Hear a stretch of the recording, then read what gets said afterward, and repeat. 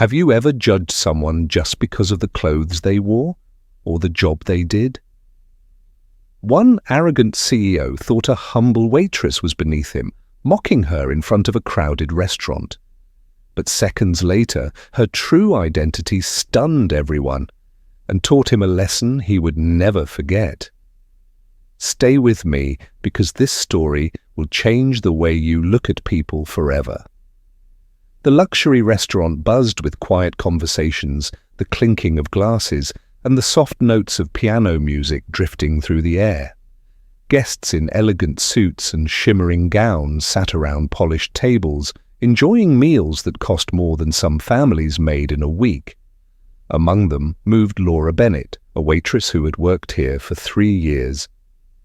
Her uniform was simple: black dress, crisp apron, and her hair tied neatly back.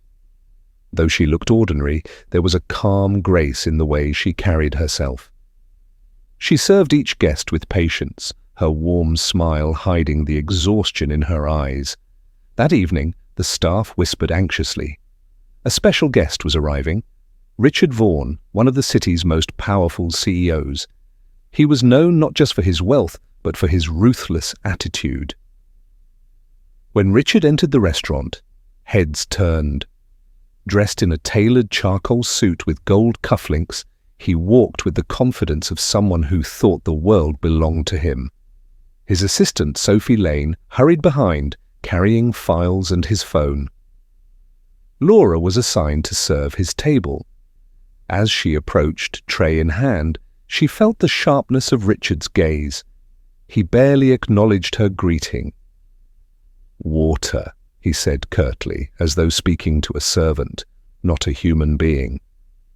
Laura poured carefully, but as she set the glass down, a single drop splashed onto the pristine white tablecloth. Richard pulled back dramatically and let out a mocking laugh, loud enough for surrounding tables to hear. "Clumsy hands," he sneered. "Maybe you should be washing dishes in the back instead of serving important people." A ripple of uncomfortable laughter ran through his companions. Sophie shifted nervously, clearly embarrassed, but Richard didn't care. Laura felt her cheeks warm, but she only lowered her eyes and replied softly, "I'm sorry, sir." Then she walked away, her dignity intact.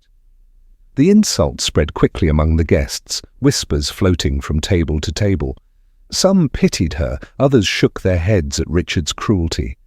But the CEO felt no shame. In fact, he seemed to enjoy the attention, puffing his chest with pride as if mocking someone weaker proved his strength. Later in the evening, Laura returned with his main course, a beautifully plated steak. She placed it carefully before him, but Richard smirked and said loudly, "I hope you didn't drop it on the floor. People like you don't understand quality." His friends chuckled, though uneasily. The pianist even paused for a moment, sensing the tension.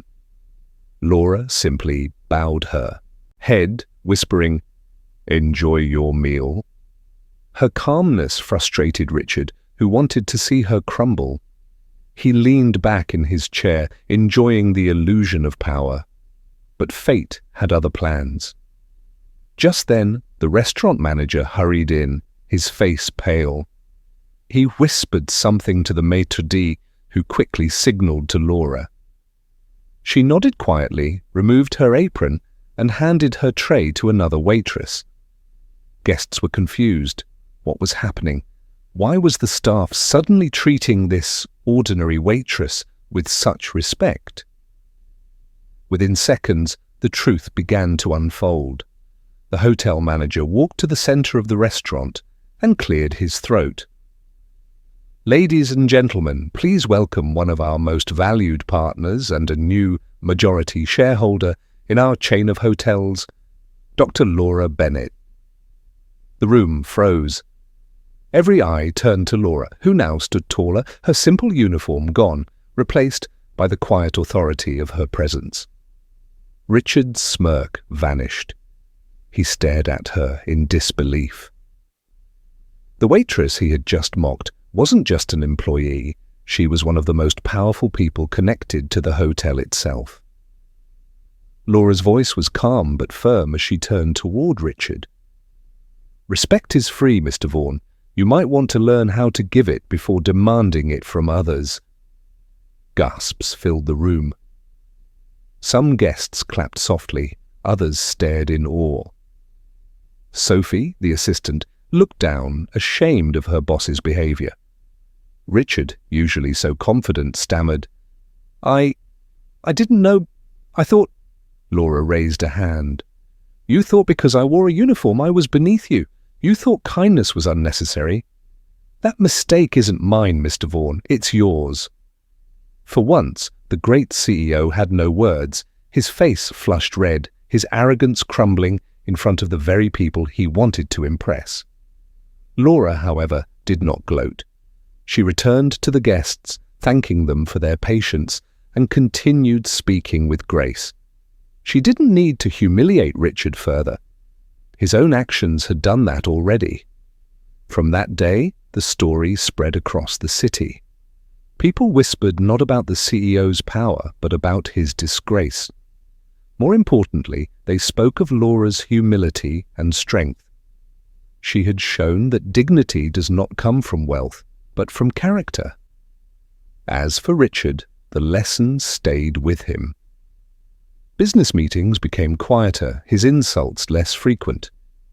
He had been reminded in the most public way possible that money could buy many things, but it could never buy respect. And that's the lesson of this story. Never judge someone by their job, their clothes, or their silence. You never know who they truly are, or the battles they've already won. If this story inspired you, make sure to like this video, share it with someone who needs a reminder about respect, and subscribe to our channel so you don't miss more powerful stories like this one.